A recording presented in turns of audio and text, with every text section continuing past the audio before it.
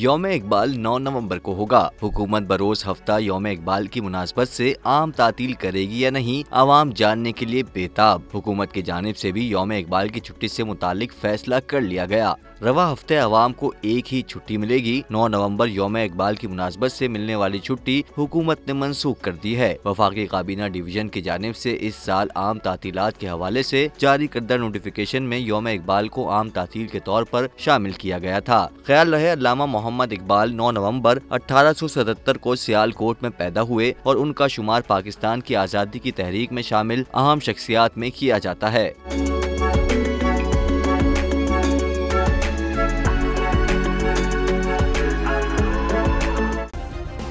Subscribe करें और bell दबाएं ताकि कोई खबर रह न जाए।